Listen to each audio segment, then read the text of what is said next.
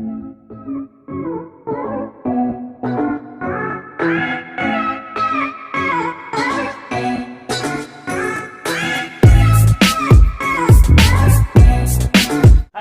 back to Class of Learning with Rahul Sharma, your friend and guide in this class all about MEG05, how to start this particular subject, उसकी preparation करनी है, and we need to get the maximum marks. The maximum students have that approach in mind कि यार एक toughest paper है second year का, तो जिनको ऐसा लगता है toughest paper है second year का, guys do watch this video till the last. उसके बाद please comment box में आके जरूर बताना कि सर ये toughest है या डर दिमाग में बैठा हुआ है.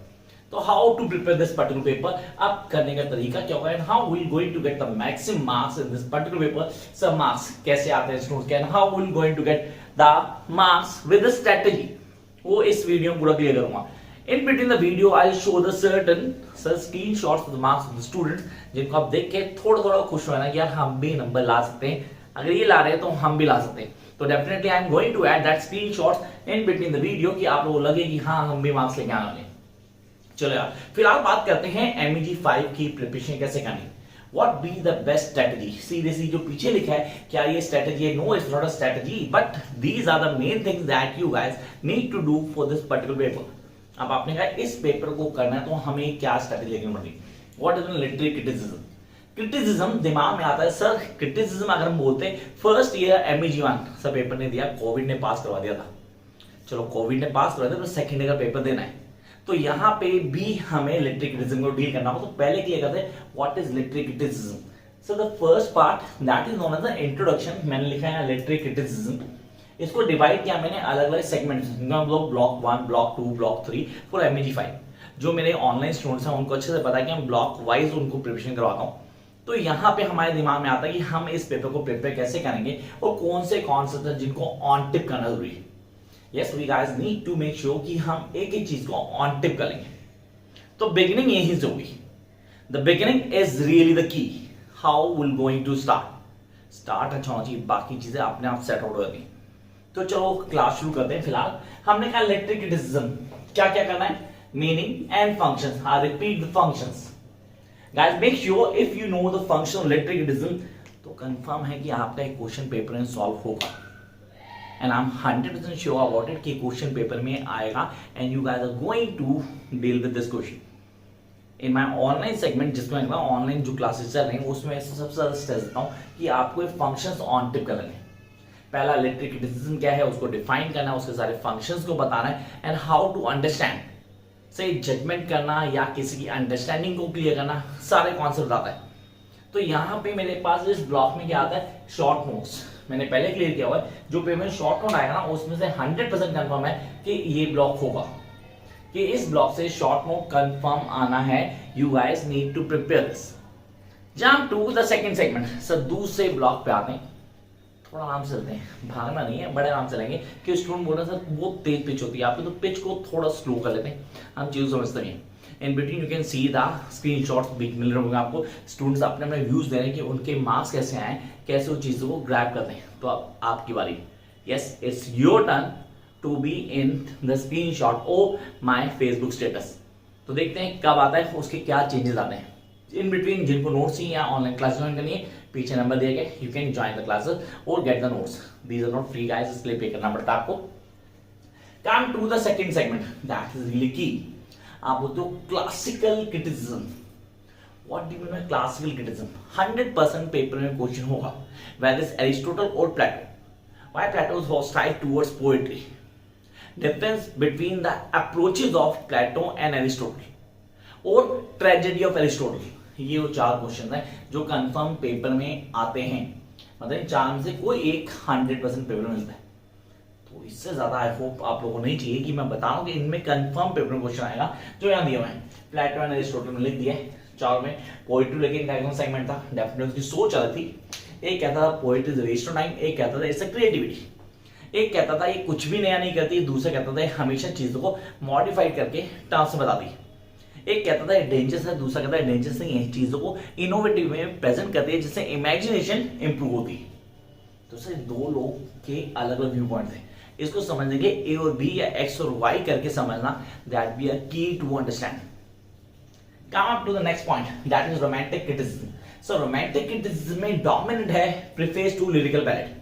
मैंने नहीं लिखा भाई, वर्ड्सवर्थ ने लिखा है, विलियम वर्ड्सवर्थ। 100% आपने पढ़ा होगा। कहाँ फिर क्वेश्चन आ गया सर, फर्स्ट ईयर हमने नहीं किया, कोविड ने पास करवा दिया था। तो फिलहाल हम बात करें किसकी, हम कहते हैं preface to lyrical ballad by none other than the William Wordsworth. यहाँ इसकी क्या अप्रोच थी, क्या अप्रोच थी, ये कहता है डिक्शन अब बहुत आसान होना चाहिए। अब ये डिक्शन कहां से आ गया, डिक्शन क्या है, diction the language that we use while writing a certain poetry और अ टेक्स्ट। अब वर्ड्सवर्थ का मानना था कि भाई वो डिक्शन जो है ना, द वे ऑफ राइटिंग इतना इजी होना चाहिए कि सबको समझ में आ जाए।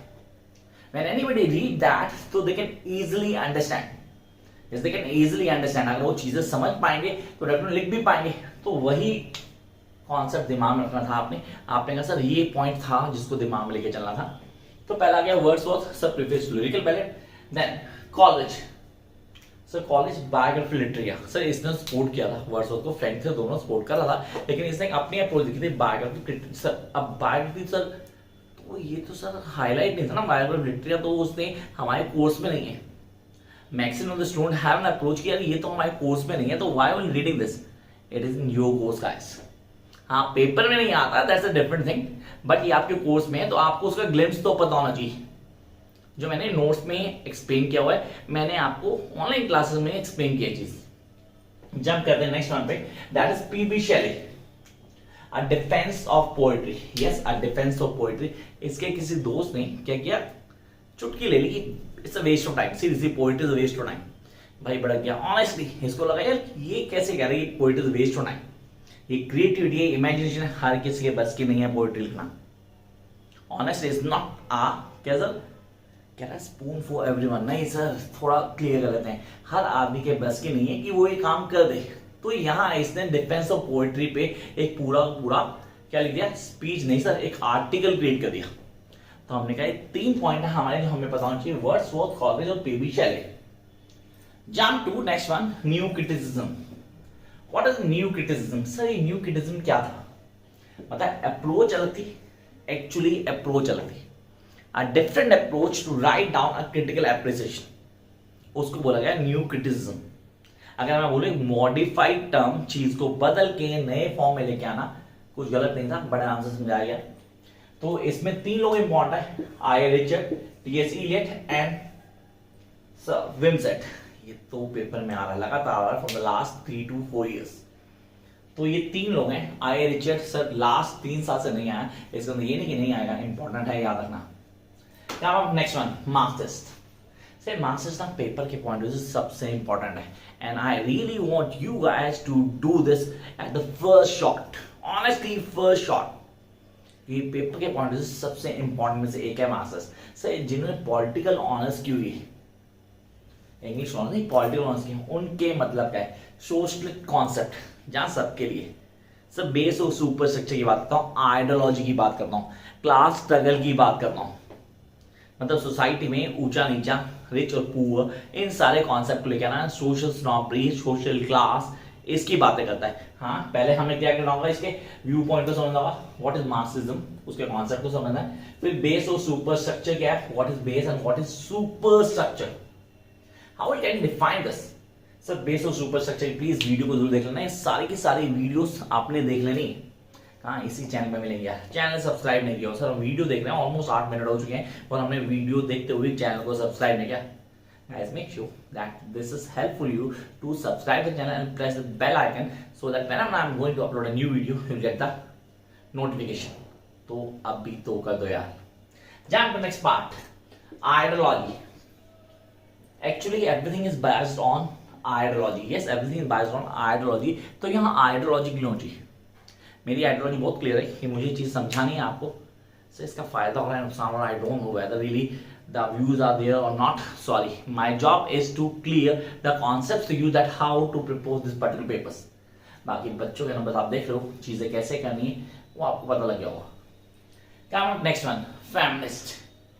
व्हाट इज फेमिनिज्म, फेमिनिज्म क्या है, कैसे क्लियर करते हैं। फेमिनिज्म मेरी फेवरेट वर्जीनिया वुल्फ हमेशा है, पेपर में भी आती है, कंफर्म आती है, रूल्स वंस ऑन, हाँ पेपर में आती है सर। लेकिन यहाँ पे 4 लोग हैं जो आपको ऑन टिप कर लेने, कि फेमिनिज्म में चारों के चारों इंपॉर्टेंट है और पेपर में लगातार अदल बदल के आते रहते हैं।